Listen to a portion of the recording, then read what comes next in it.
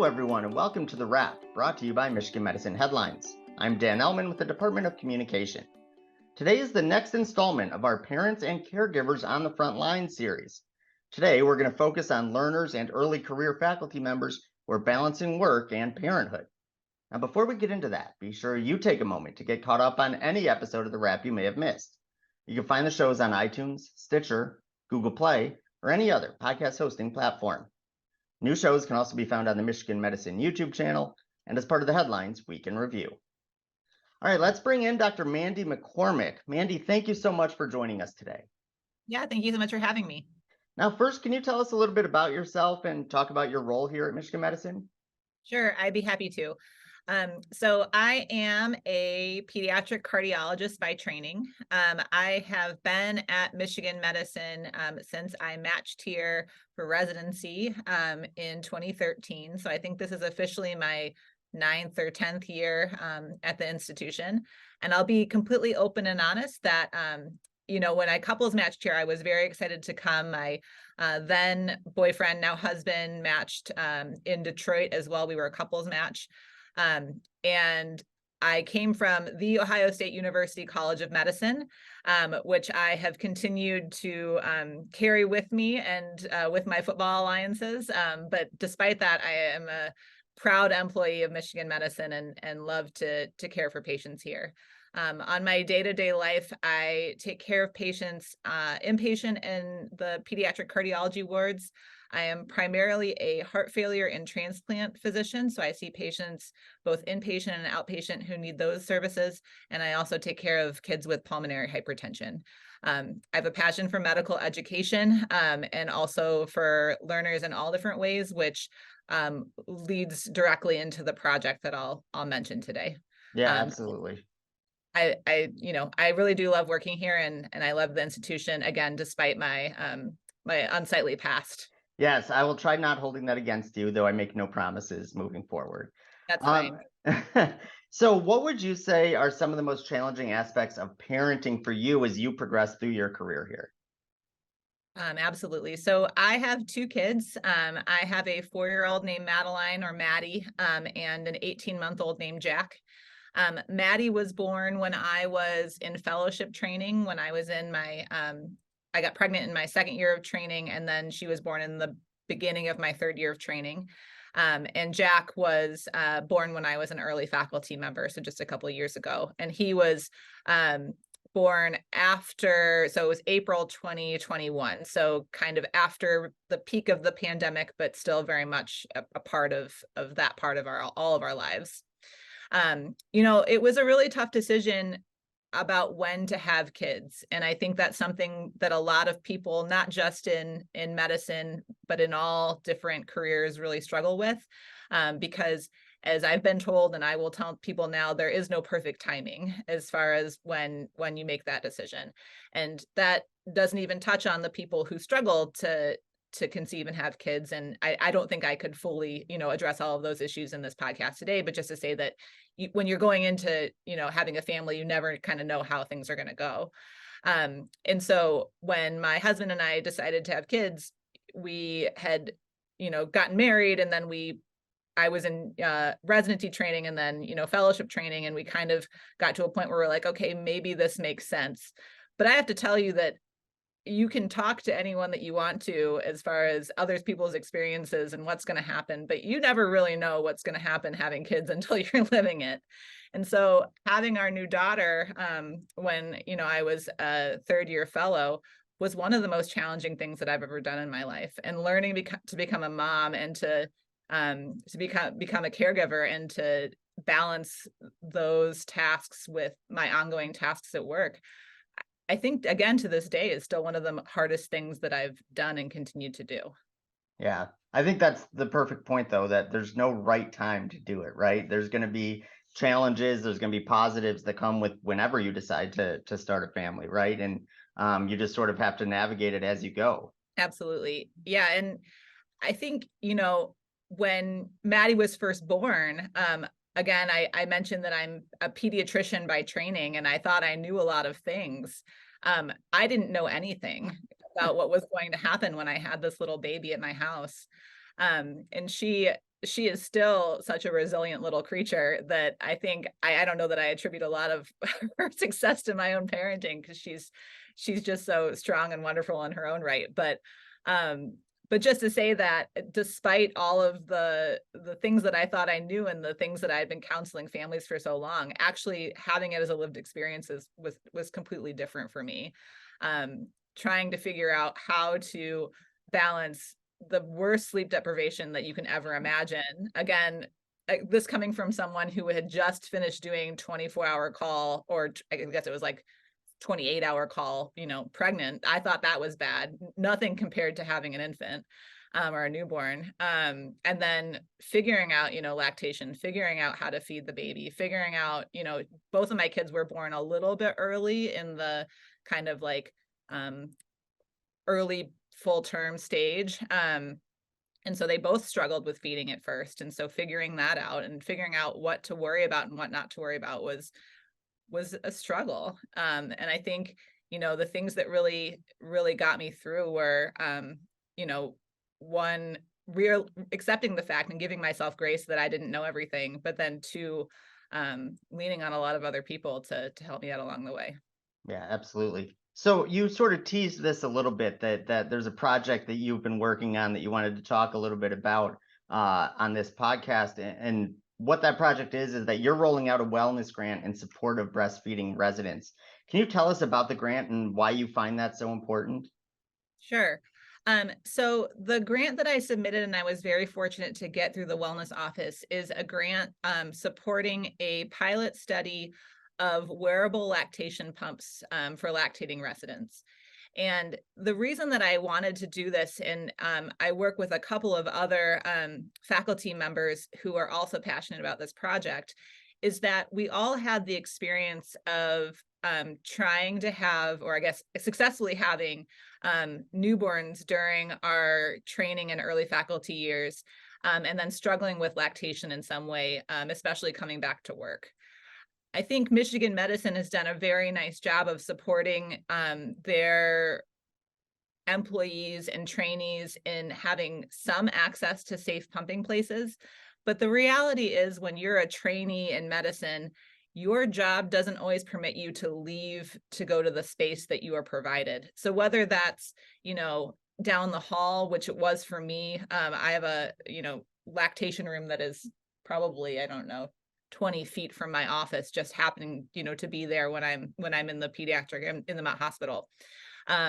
But other folks, don't have those opportunities, and they're trying to round, they're trying to operate, they're trying to do all these other things that they need to do as part of their very rigorous training job. And so when I mentioned I've had two children. When I had my first baby, I came back to work, and I used a traditional lactation pump in addition to sometimes utilizing the pumps that are in the lactation room here, which was a great resource at the time, again, because of my proximity. But what I found was that I needed to fully meet my child's needs and my lactation goals. I needed to do a lot more pumping on the go.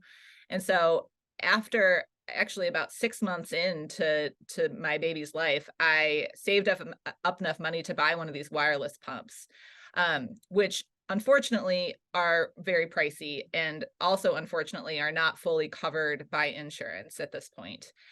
Even despite, the great benefits that we have here at Michigan Medicine for both trainees and faculty. And when I did that, my life was totally changed. I was able to use these pumps in the car. I was able to use these pumps in my shared office space if I felt comfortable, which, as an aside, I mentioned I was a trainee at the time. I was in a fellowship class of myself and 4 men, which, again, we were very close and they were very extremely supportive. But there were times that, it was hard even to get the 20 feet down the hallway to go to a different space. So that enabled me to make sure that I was comfortable and everyone else was comfortable for me to meet my lactation goals. And then on top of that, I was able to very easily transition, whatever I pumped for my baby home to meet her needs too. And so I regretted at the time. I was like, man, I should have done this 6 months ago. Would have revolutionized my work life so much sooner. But ever since that happened, and then, I used that same pump exclusively for my second kid, I've just thought, man, if folks who have busy work lives and who have these kind of work demands could have access to these pumps, it would help so many people, but the financial barriers are so much. So the inspiration of the grant is to take that and hopefully make these pumps more accessible to those who really need it and who really aren't in a financial place to be devoting that kind of funding to their pumps at that point. I think that's great. And you talk about the financial barriers, but maybe you can speak to this too. I think sometimes there are just social barriers too, right? For people who are breastfeeding or lactating to want to ask for help or to feel comfortable asking for either assistance in getting something like a pump or just getting a separate space, right? In order to do that, if you're in a shared office and you maybe don't have a lactation room nearby, can you talk a little bit about, some of the social barriers that may exist for people? Yeah, absolutely. And I'll be honest that I think that I will share my experiences and also what I think some other people have had. But I do think that lactation is a very personal experience. And so probably um, my experience doesn't totally generalize to everyone else's that's going through the lactation process. Um, but certainly there are the social barriers of just finding the time to do it. So, I mentioned I was a pediatric cardiology fellow at the time. Our third year of training has a lot of flexibility in it. So that made it a lot easier for me to find the time when I wanted to, and to make sure that, I prioritized lactation when I needed to. But had I had a baby a year prior when I was rotating in the intensive care unit, that would have been very challenging to make sure that I was able to, get to a different space all the time. So there's those logistics first and foremost.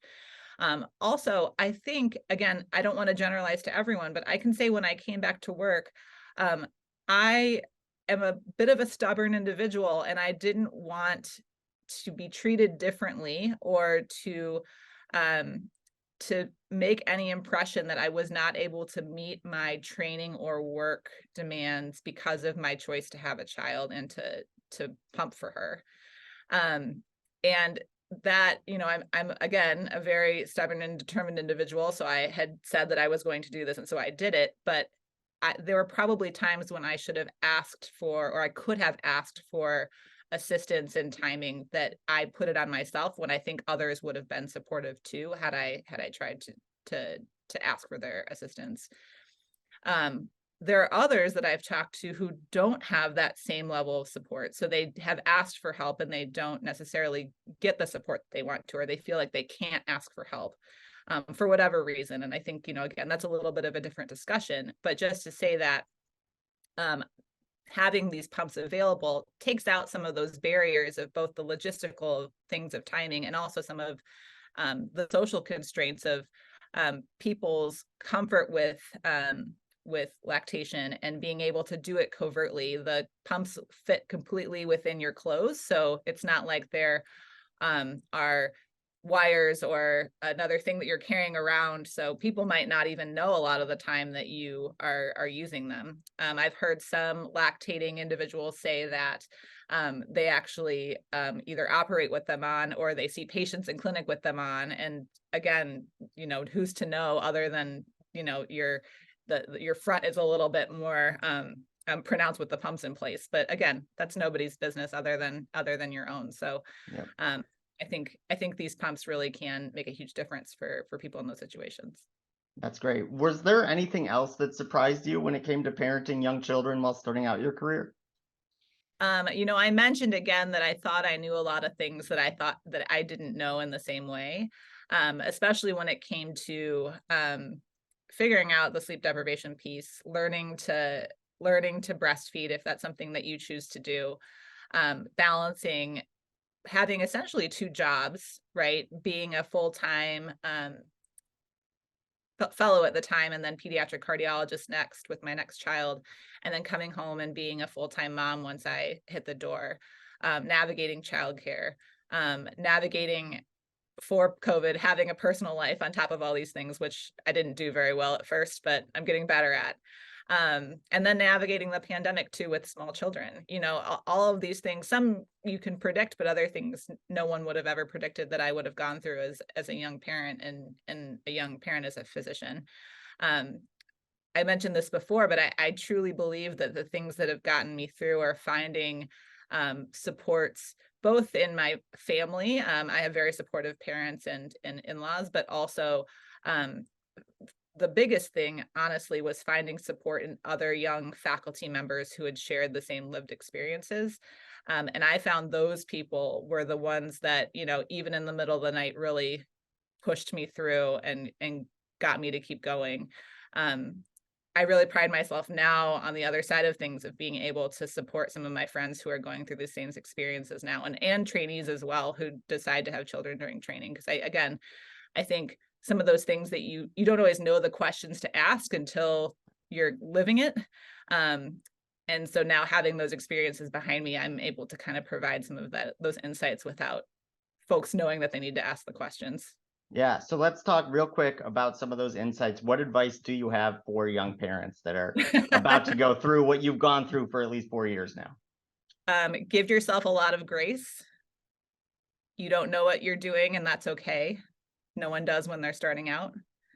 Find your tribe and keep them close to you, and ask for help, I think would be the other thing. Even when you're a stubborn pediatric cardiologist that thinks they can do it all themselves, you can't.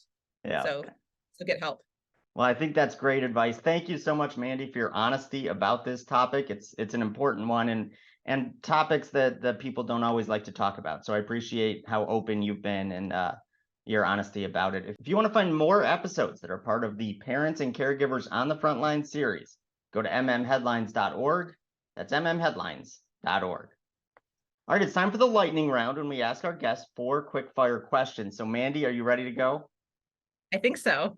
All right. So you obviously just gave some advice already on today's show, but if you had to give your younger self some advice before going into medicine, what would it be? Oh gosh. It's going to be a long road. There will be times that are very hard. But remember who you are and remember what drives you to this career, because it's the best career in the world. All right. So we sort of just time traveled back to your younger self. Let's keep up with the time traveling theme. If you could go back in time and meet any person from history, who would it be and why? This is a little bit too recent because she was alive during my lifetime, but I would have really liked to meet Ruth Bader Ginsburg. I watched a lot of documentaries about her after her passing, and she just seemed like such an incredible woman, and I would love to pick her brain. I think that's a great choice. All right, the holidays are coming up quickly. What are some of your favorite things to do during the holiday season? I love to cook, and it's not something that I always have time to do. So I take it upon myself during the holiday season to really spend as much time and be as adventurous with preparing meals as I possibly can. So I'm looking forward to that with Thanksgiving and the other holidays coming up. Yeah, what's your favorite thing to make? I love pies. Nice. All right, so the week of Thanksgiving is always National Game and Puzzle Week. Does your family have any favorite board games or activities you like to play? I mentioned earlier in this podcast that I have a 4-year-old, and she is really getting into board games. And by really getting into, I mean she doesn't play them correctly. But I see a lot of Candyland, Pretty Princess, and Zingo in my future in the next couple of weeks. Well, maybe you don't play them correctly and she just has her own rules. I think, maybe that's the thing now in 2022 is that who needs to follow the rules of the game? You can make your own game. Exactly. All right, well, thank you so much, Mandy, for joining us today. Once again, if you want to check out more of the Parents and Caregivers on the Frontline series, go to mmheadlines.org. That's mmheadlines.org. Once again, thanks to Dr. Mandy McCormick for joining us recently as part of our Parents and Caregivers on the Frontline series. If you want to find previous episodes in the series, go to mmheadlines.org. That's mmheadlines.org.